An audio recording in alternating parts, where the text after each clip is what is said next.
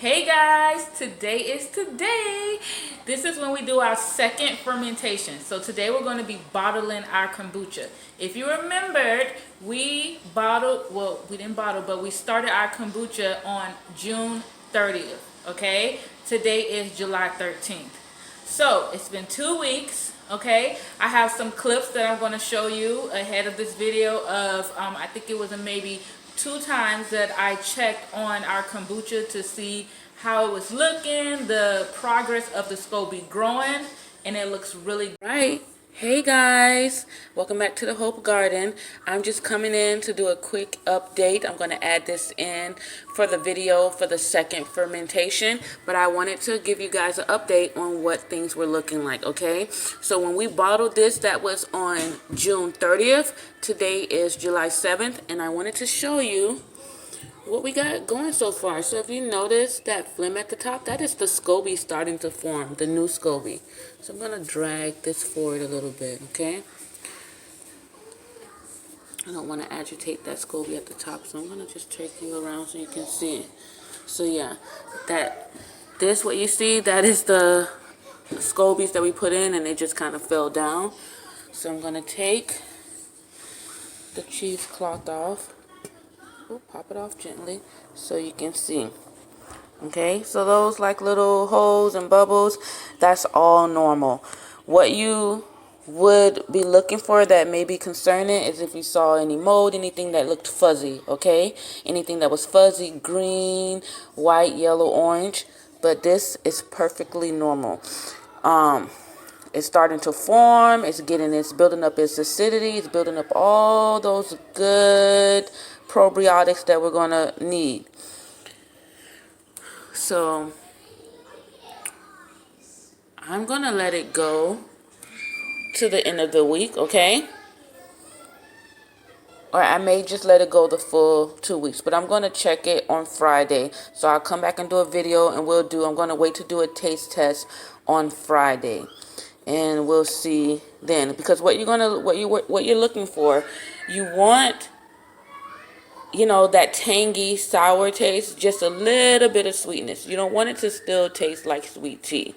When it has that right taste that you're looking for, then you know, okay, it's ready, and then we can do the second fermentation where we'll bottle it and add some flavors.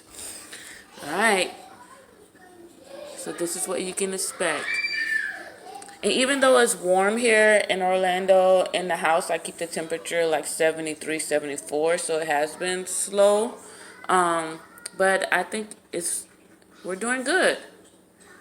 All right. See you in a few more days. All right, I'm back for another update. Remember, we started this on June 30th. Today is July 9th. So just want to show you what's going on. We're not going to do second fermentation yet. We're still letting this go. And our Scobie is it's getting bigger. It's more noticeable. Let me give you a peek in the inside. Alright, it's looking good. No mold. Those white bubbles that you see underneath, that's the Scobie doing this thing. It's eating that sugar and it's forming. It's looking good. It's looking healthy, okay? You can see our other Scobies. They're just hanging down. There's one at the bottom, one kind of hanging lopsided. Alright. So today is July 9th. I believe it's Thursday. You know, the way 2020 going, I don't know what day it is sometimes. But, alright, we'll be back. Alright, so before we take a look at our Scobie, I wanted to let you guys know that I also made a simple syrup that we're going to add to the bottles, okay?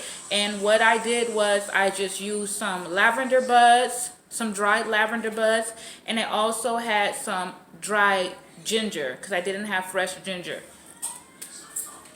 So all I used was 2 teaspoons of dried lavender buds, and I use about a teaspoon of dried ginger, and I just put it in a tea bag and steeped it in about 8 ounces. It was about like 10 ounces of water, okay? And I let that steep for about an hour, and then I added 2 tablespoons of sugar You can use monk fruit sugar if you don't, you know, a natural sweetener, but I didn't have any more, so I did just use regular sugar. But a lot of that sugar also will be eaten up, continue to be, you know, eaten up from the kombucha for like the 2 days that we're going to let it sit in the bottle on the counter. And then after my tea steeped, I had about half a cup of frozen blueberries that I had thawed out, and I just blended that all up together. I blended it and then I strained it, and there we go. We have our blueberry lavender ginger simple syrup, okay? And what I'm going to do to each bottle is I'm just going to add a quarter of a cup to the bottle first, and then the kombucha. I'm going to leave a little space at the top because we want to allow that space for doing the fermentation process, so that way we don't have an explosion. It doesn't, you know, blow over. All right? So we're going to take a look at our Scobie. You're going to be amazed how it looks now. I have our setup. I think we're just going to do 2 bottles today. Each bottle is 16 ounces because we want to leave at least a quarter of the tea inside. And then we're going to refill. So if I have 2 bottles, that means I'm going to refill it by 32 ounces of tea. So what you can do is you can make your tea ahead of time, okay? And so that's what I did. Yesterday, I made my tea ahead of time. This is about 1.8 liters. So that was 7 cups of liquid to 4 tea bags and half a cup of sugar. And let that steep, and I put it, you can put it in a bottle, and it's going to keep in the refrigerator for a few days. So that way you're not having to waste time by brewing your tea. And, you know, you want it to cool down because you can't pour the hot tea into your kombucha, okay? So let's look at it. Look at our Scobie. That's the one at the bottom, and you can see how that has formed, right? It looks good. You can see like a little dark spot underneath. That's normal. That's just the yeast. So everything looks good. We don't see anything that's fuzzy. We don't see anything that's green or yellow. This is a healthy Scobie that has formed, okay? And what I'm going to do is I want to take that Scobie at the bottom out because we don't need multiple Scobies in. I'm going to put that in a mason jar. I'm going to put a little bit, put some of this fresh tea in there. I'm going to put a little bit of this tea, but add some of that fresh tea. And I'm just going to keep that in a jar and give that to my daughter because she wants to make some kombucha as well. So let's get to it, guys. All right, so I hope you guys can see what's going on over here. I'll try to make sure that I stay out of the way, okay? So I tasted this earlier and it is perfect, okay? It has that acidity, that sour taste. It's perfect. So, like I told you, what we're going to do first, I'm going to add a quarter of a cup of the simple syrup that I made. So you want to make sure, let me turn you, okay? You want to make sure you have a funnel, okay?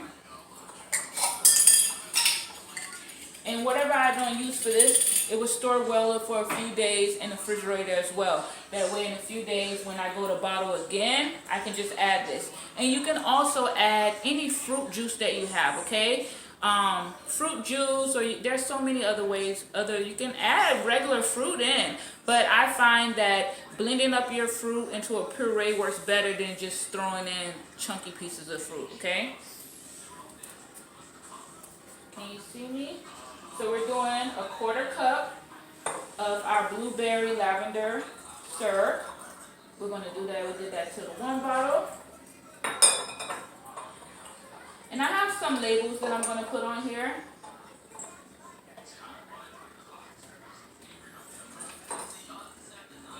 Alright. And then bring that to the edge. And see, this fits perfectly in there. I'm just going to fill that up.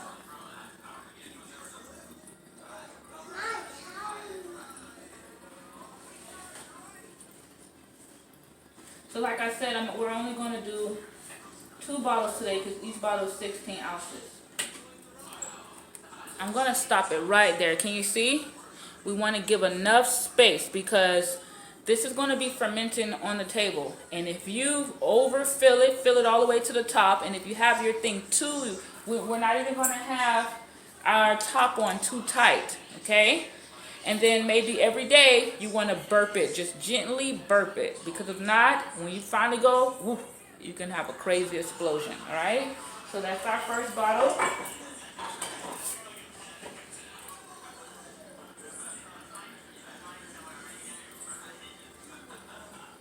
Doing our second bottle.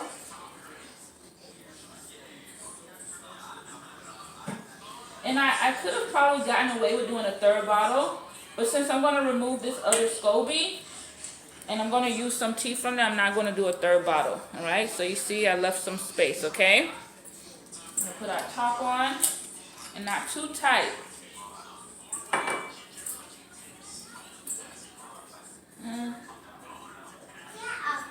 Let me see if I can get this Scobie out, and I'll be back. Alright, so what I'm going to do is I'm going to remove the Scobie. When we initially started, I had two very small Scobies, so I put both of them inside. Usually you would just put one, okay? But since they were really small, I put both inside. And then we have our new Scobie that formed on top. So what I'm going to do is I'm going to remove both of those, and I'm going to put them in here. I'm going to add some starter tea, and I'm going to add some of the tea that I brewed. And this will just sit in there, and that will continue to ferment. And I'm going to give this to my daughter so she can start her fresh batch of kombucha. And again, you don't want to use metal, okay? You want to use something plastic, and you want to make sure that it's thoroughly clean. I'm going to try to scoop those out because I don't have a plastic tongue. This is difficult, y'all. Alright, this is the newer one on top. It's not super thick.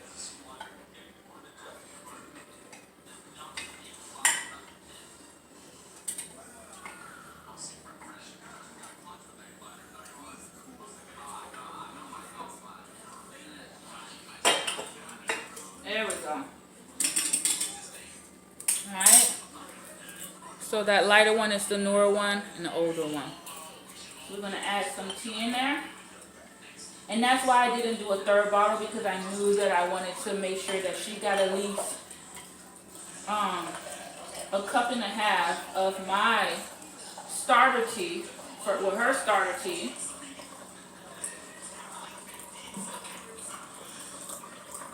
Fill that up.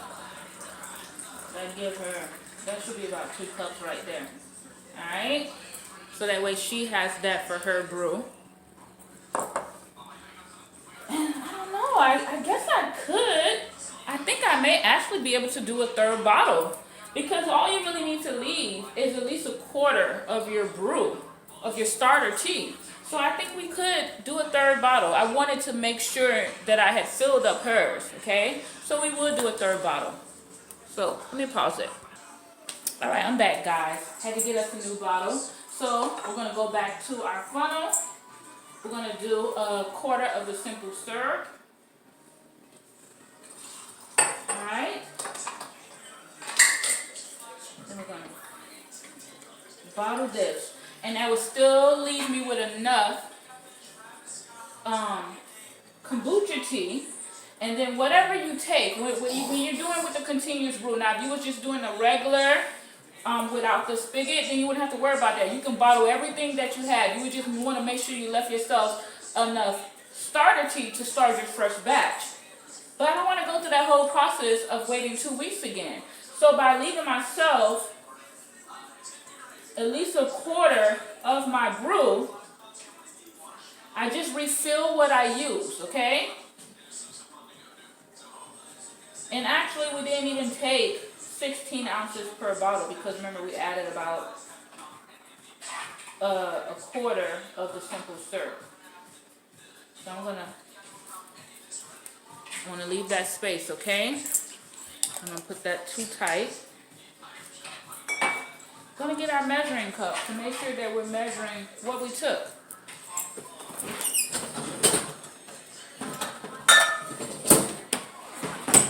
Alright, so this right here, 16 ounces. We're going to do 3 of those. Make sure we replace what we took.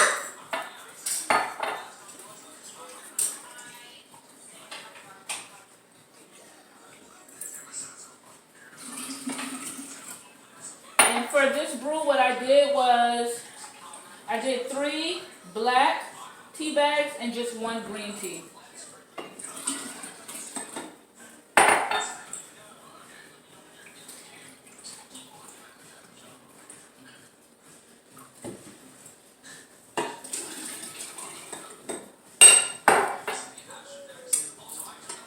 Scobie is floating down at the bottom. There it is. Alright. I want to wipe that up. Just wipe around it. And I could, I'm just going to add the rest of this tea. And that just means that it'll just be, usually with the continuous brew, you can literally bottle every 2 to 3 days, depending on your preference of how it tastes, depending on the temperature in the house. So today is Monday, so I can come back Thursday and I should be able to at least take 16 ounces or up to 24 ounces if I want, okay? And from after this first batch, then it's going to ferment quicker. So you can, that's why I love the continuous brew, because you can bottle every 2 days. So these 3 bottles, I have some labels that I'm going to put on that. I'll show you how that look at the end. And then I'm going to leave them on the counter for 2 days. Okay, so they can ferment, and then I'll put them in the refrigerator. And by putting them in the refrigerator, that slows down the carbonation process. Okay, so we waited 2 weeks for this. So I'm gonna come back and show you when I'm tasting it after the 2 days, so we can see how it looks when we drink it up. Oh, I'm so excited! And you know what? You don't have to bottle. When you're going to drink the kombucha, you can literally just put a cup under there and drink it like that. And I've done that as well. Because sometimes it's ready. The bottling just adds, if you want that extra carbonation. If you want that fuzzy, that fizzy, taste. And also if you wanted to add flavor to it. So you don't have to wait for the second fermentation. You can drink it right from here. But you really want to get those good probiotics. Extra probiotics, you let it sit for a few more days. All right, friends, we are back. Today is Thursday, July 16th. So it's been, I would say 3 days. We bottled these on Monday, like Monday evening. So what I did was I left the lids loose, and I should have tightened them, but let's see if it has enough carbonation. I see a little bit of fuzz, so let's see. See if we hear noise. I just hear a little bit, but let's see.